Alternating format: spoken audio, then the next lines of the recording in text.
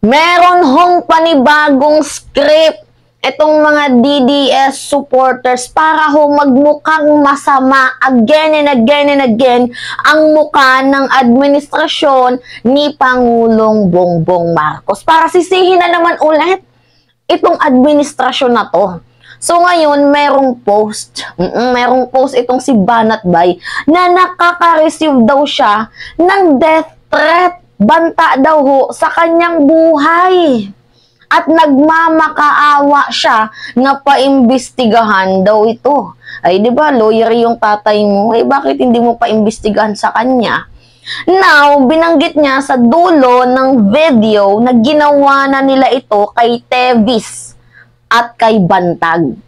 So, ngayon guys, ano yung clue? Kasi itong si Tevis galit na galit sa administrasyon ni Pangulong Bongbong Marcos. So yung tinuturo ni Banat Bay sa likod ng mga death threat na kanyang nare-receive sa aking analyzation lang to ay yung Marcos administration dahil daw napipikon na sa kanya.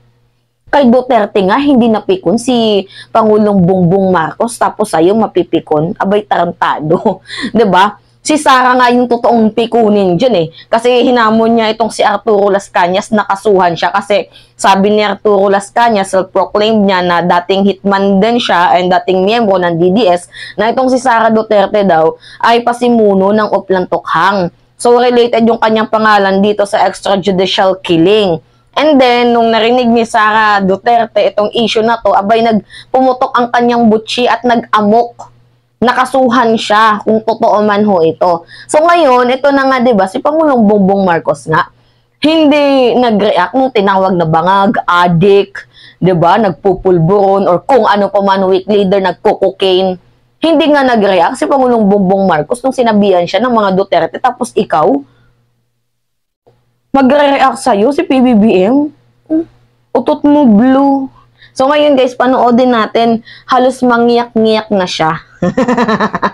Anyway, ito yung video. Magandang araw sa inyo mga kababayan.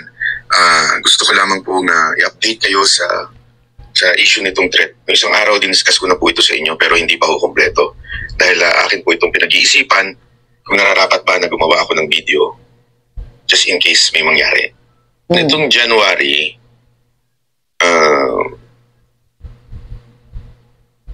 ano ba? meron pa rin akong mga natatanggap. Na ano? Okay lang. Sabi ko, sige, okay lang. Until last night, na kaya nga po ginagawa ko na po itong video na ito. Alam niyo po, sa totoo lang, I don't like doing this kasi lagi ko naman sinasabi ito sa inyo, lalo na yung mga banateros, di ba?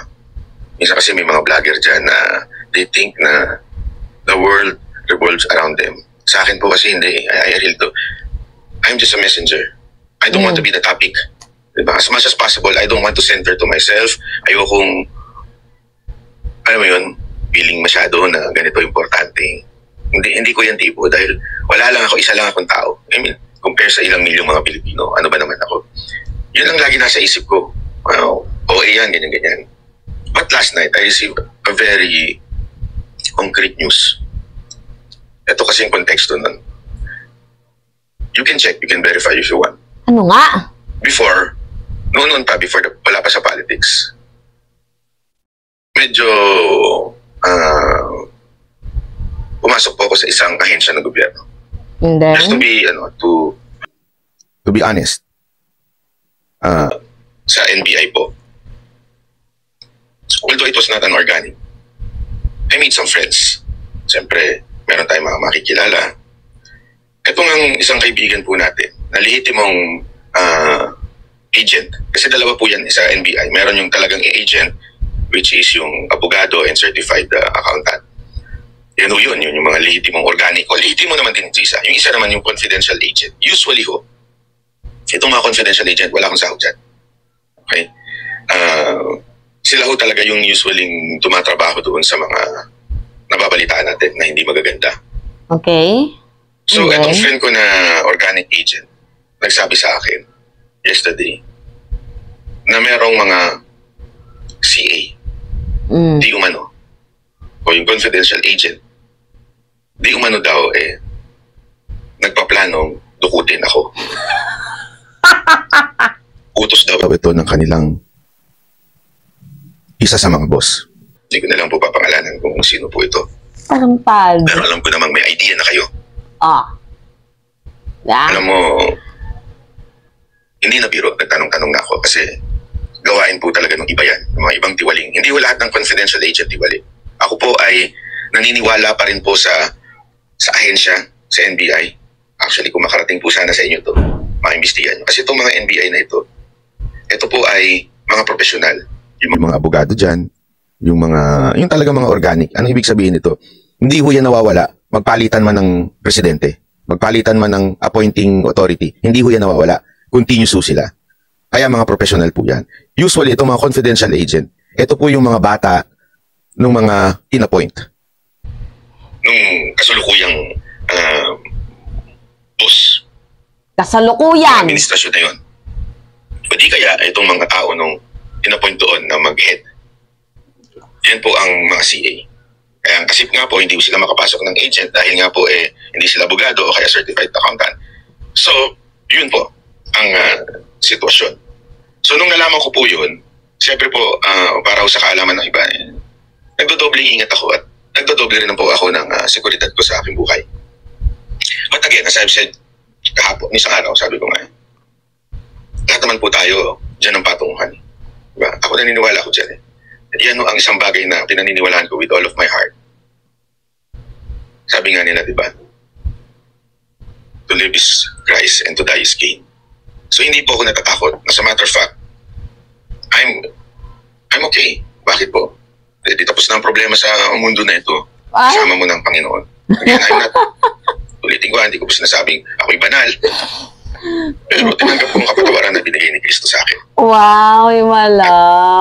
Ako yun ay sapat na para maging secure ako sa aking eternity. Ngayon, habang nandito sa lupa, may kanya-kanya tayong purpose sa buhay. May kanya-kanya tayong calling. And I feel this is one of my calling is to be the voice of ng pakinggan niyo. O na mga injustices. Especially with our corrupt politicians. Siya daw yung boses. Some eyes. Diba? Niwala kayo, guys. Kaya nga po, just in case lang, something happened to me. Although again, dinoble ko po. So yung mga mahal ko sa buhay, wag po kayo mag-alala. Just in case lang po, ito lang yung video na ito, i-share ninyo, i-play ninyo na magkaalaman kung sino talaga ang i-share para maraming kita. Kasi hindi na ho ito kwento-kwento, hindi na ho ito marites. Oh, lol. Ito po ay narinig ko na po mismo doon sa kakilala natin sa loob. At doon naman sa mga mapapag-utusan lang. Ito na ang sinasabi ko sa inyo. Kung mahal niyo ang pamilya mo, kung mahal ninyo ang inyong pamilya, kung alam niyo po na ang inyong pamilya ay kailangan kayo, huwag niyo na pong gawin. Dahil hindi po ako papakuha ng buhay. Gayon din ang aking mga kasamahan. Sisiguraduhin meron mangyayari sa inyo. Hindi ho kami uurong. Ito ang mga nasa paligid ko ay mga handa ibuwis sa kanilang buhay. Ang tanong ko sa inyo, kayo mga napag-utusan, handa ba kayo? Dahil kawawa ang pamilya niyo. At ikaw namang boss nila. Alam mo, mas maganda, magpahinga ka na lang. Isipin mo na lang yung iyong mga pamilya. Same ng message kay Baste Duterte. Spend time with your family instead of doing this. Why? Even if you kill the messenger, you cannot kill the message. Kaya nang tatandaan mo. Kasaysayan na yan sa mundo. Nangyari na yan kay Bantag, kay Tebes, di ba? Hindi ko sinasabi patay na sila, pero you tried. Di ba? To silence them. But they will not allow that. Sa akin din. Hindi ko naman sinasabi importante ko, pero pag may nangyari, magiging importante ko. Diba? You try to silence them. Si Cantevis, tapos kay Bantag. Diba guys, dati na content ni Banat Bay, itong si Bantag, in-interview niya. Tapos at the end of the day, tinira niya si House Speaker Martin Romualdez. So, I think na ang sinisisi dito ni Banat Bay is yung Marcos administration. So, as if naman pag aaksayahan ka ng oras ng mga Marcoses. Sinong tanga ang mag-aaksayang sa katulad mong nonsense? 'Di ba? Parang isa ka lang ding sugo demonyo tapos Diyos ko. Oh guys, nagmamakaawa siya. Ngayon, I think this is a new script sa mga sa mga DDS or mga DBS para magmukhang masama na naman again and again and again ang Marcos administration. Diba? Ganyan talaga sila eh. Grabe kung makapag-manipulate dito sa social media. Grabe na kayo. Maawa naman kayo sa aming Pangulo. Tinadtad nyo na, nirat-rat nyo na. Hindi pa ba sapat yun? Yung cocaine, pulveron. Hindi pa ba sapat yun to the point na ipapagorgor kayo? Parang tato. Hoy, banat ba gising? Walang mag-aaksaya sa'yo. Ay, inang to. Lakas ng tama. Si Tebis may kasalanan. Hindi yan pinagbabalakan ng administrasyon. Pumunta yan ng ibang bansa kasi may kasalanan. 'Di ba?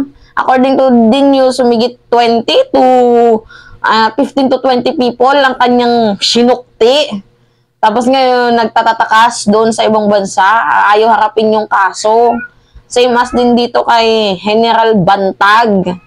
Dati ako, nasa linya ako ni Bantag, pero nung nalaman ko yung katotohanan, Diyos ko, nakakaloka mga eksenang ganap. Tapos ikaw, lakas ng tama mo, banat ba? Tulog mo lang yan. Tulog mo na lang yan. Yun lang.